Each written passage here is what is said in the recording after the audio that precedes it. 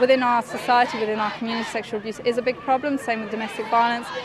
Some of the stats, 1 in 4 girls and 1 in 8 boys will experience sexual abuse before they're 16, and that is a huge figure. Stop ACC Cuts! End rape culture! Stop ACC! That diagnosis will stay with them for the rest of their lives, so that on their medical record there will be stated that they have had mental illnesses. This is a huge impact for survivors because it's already hard enough to actually bring up the courage to go and seek help, let alone if you're going to have to go through various bureaucratic loopholes to receive it. It's really important to make sure that survivors of sexual abuse do not feel alone in this battle, because this is not just to do with survivors, this impacts all of society. Our request is that ACC stops, does not implement these guidelines and creates a safe pathway for survivors. There are 6 professional bodies that have called on ACC to work with them to make sure that the clinical pathway is altered so that it is safe for survivors of sexual violence. At the moment, survivors and counsellors are saying that the current ACC clinical pathway is not safe, and they are ethically opposed to being a part of it. If it was about clinical best practice, we wouldn't have therapists threatening to leave their occupations. We wouldn't have the fear out there among sex abuse survivors. This is not about best practice at all. It's a cynical attempt at cost cutting. You just have to look at everything else that's going on in ACC to put it in its context. This issue has been a pre-run for the cuts that we are seeing now, the abhorrent cuts that are being imposed or trying to be imposed under an absolute scaremongering regime that is simply not true. ACC is not absolutely in the crap financially. But what is most offensive, I think, about the attack, and it is an attack on victims of sexual assault, is that this is done under the guise of we are there to help victims. And I think that is the most offensive. This is not helping victims. This is moving the goalpost. It is a cynical, cost-cutting exercise. These new guidelines are simply going to move the goalposts and make it difficult for, as Kim has said, for victims to access the support that they so need. We are working towards actually survival, and thriving, rather than being re-victimised by a system that doesn't care.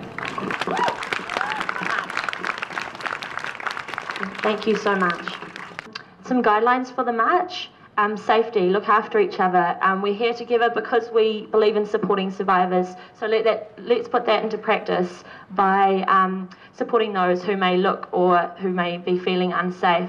If you do feel unsafe, please tell people around you, and we'll try and support everyone as much as we can, because this is about building a community and a society which does not tolerate rape culture.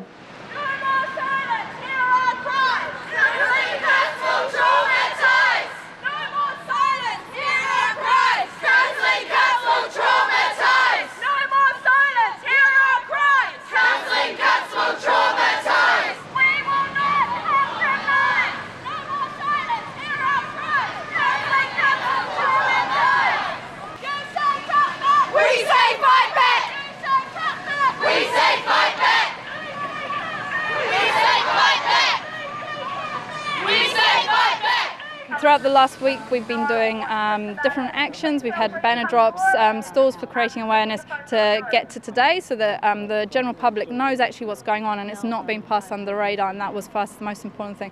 Today it's just a march so that survivors, supporters of survivors, anyone who has a minimum of human compassion, I think, can have a chance to actually say their voice. What do we want? No ACC Cuts! When do we want it? Now! Safe. What do we want? No ACC Cuts! When do we want it? Now! What do we want? No ACC Cuts! That is what we're asking for. We didn't know anything about it. Did you speak to someone?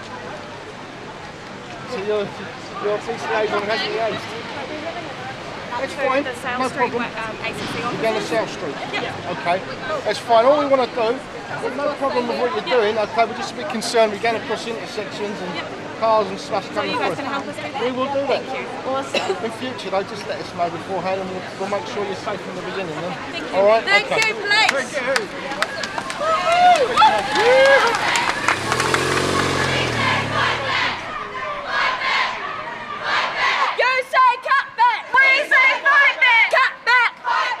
So we're here to try and stop those guidelines to go through, and asking ACC to think seriously what they're doing and get dialoguing with the experts in the sector, so those counsellors and psychotherapists that have been working with sexual abuse victims, so we can have a clear, safe pathway for sexual abuse victims to go and seek for help, because at the moment these new guidelines are not safe for the victims themselves.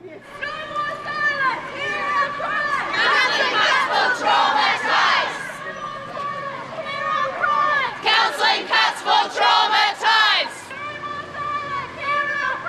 Counselling cuts for traumatised. Stop ACC cuts. End rape culture. Stop ACC cuts. End rape culture. National Party. Blood on your hands. You say cut back. We say fight back. You say cut back. We say fight back. You say cut back. We say fight back. You say cut back. We say fight back. There's many of them out there, and even if you don't think that you don't know someone, there's probably someone you know that's had this experience, and they probably won't tell you. We need to show that support and make them not feel alone, because they're not alone in this battle. We have a responsibility to our future generations to create communities without sexual abuse and domestic violence or any forms of abuse, not make it worse. You say cut back. We say fight back. You say cut back. We say